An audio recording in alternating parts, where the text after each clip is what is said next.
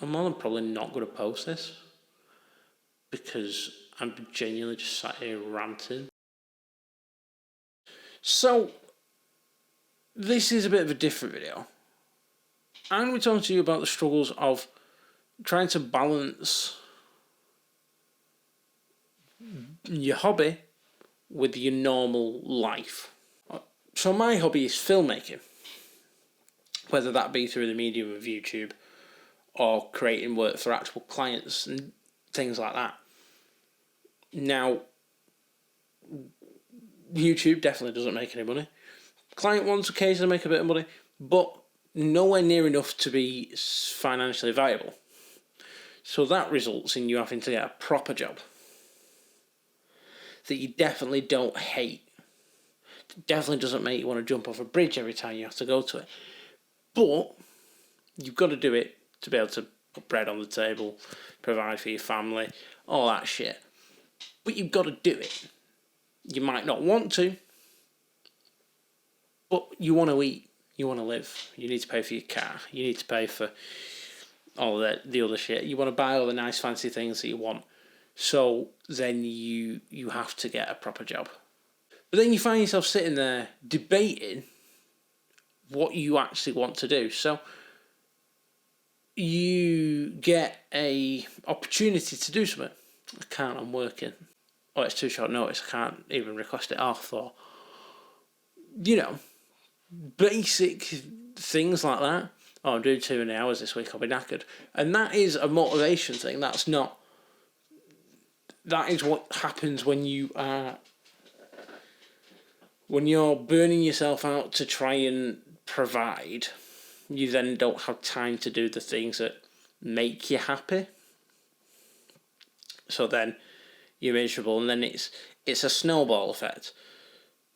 So you're not doing what you enjoy, but then you have to go and do something that you hate, and then you've got to go on, but you don't have time to do the things that you enjoy, so then you go in hating it even more, and then you come on, you're in even more of a rut, and it snowballs, and it gets to a point where you're like, really at this point I need to make a decision whether I can pursue this.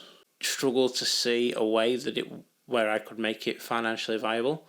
I have an inbox full of Indeed apply emails, say you've applied for jobs, to try and get a job that would be more suitable. So, but then you always get, the answer always seems to be a no for some reason, which then is a kick in the teeth, and that demotivates you.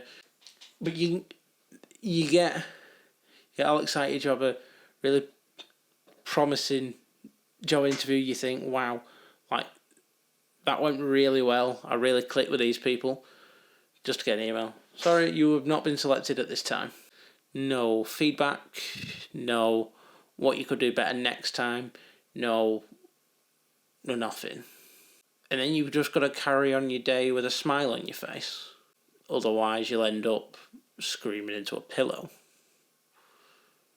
and possibly doing something to yourself that you don't want to do because you don't see yourself going in the direction that you want to do, and you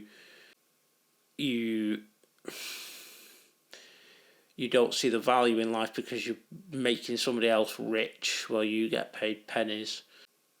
But if you just put that bit of time in to the thing that you love, you could easily make that financially viable. You could easily spend all of your day every day doing the stuff that you enjoy, doing the things that you love, and you don't have to make somebody else rich. You don't have to do something that you hate every day, something that genuinely makes you consider your own sanity, your own. You get into your car after a shift and you think, I want to go 100 miles an hour into a wall so I don't have to do this again tomorrow.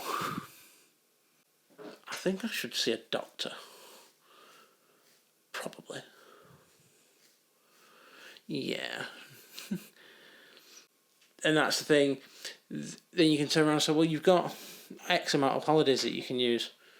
Use them. But then when it comes to that, you're like, I cannot be fucked. You just crash and burn. You sleep for a week. You literally, like when I'm on holidays, I say that in the loosest possible sense, when I'm not in, I literally crash and burn. I sit there and I'll scroll through TikTok. I watch Netflix for 4 hours straight. Watch TikTok for 6 hours straight. I eat 3 bags of Doritos. I drink 3 bottles of Dr. Pepper. I do the things that just mellow. You just do things that just like get you that quick. You can do the things that give you the endorphins, but then you crash, and then after the week you've got to go back, and it's back to exactly how it was. And you literally are there again, sitting in your car, thinking, there's a wall there. I wonder if I can get up to 100 miles an hour. And if I don't wear my seatbelt, I wonder how far through the wall I can get. And you might think that's really dramatic and really over the top, and it's really like, just because you don't get to do what you want. And I understand not many people can do what they want. They have to work the dead-end jobs that make them want to fucking slit their throat. And every time they have a fucking bath, they think about taking the toaster with them. You think, well, you should just think yourself lucky that you've got one. But you can always do better. You can always strive to do what you want in life. And I think it's more the fact that I know that if I put the time and effort into it, I know that I could succeed. But because I'm busy making another man rich, I have to lose out on my dreams. I just put my dreams on the back burner. All because I'm making some other man wealthy. And I think that's wrong. That's the thing, if you're a privileged little twat whose parents have loads of money because they've worked hard, then you're a privileged little twat and you get money when you turn 18, you get a car, a house already provided or whatnot. And then you don't have to, you can go travelling around the world, go to uni and do your gap year and all that shit, and go to Maui and surf with dolphins and shit. For you, you could spend that time pursuing your dream. Then you don't have to, once you've blown all daddy's money, you can, you don't have to go get a shitty dead-end job that makes you want to. So there's one thing I just want to make specifically clear. I don't feel sad because I can't go film things.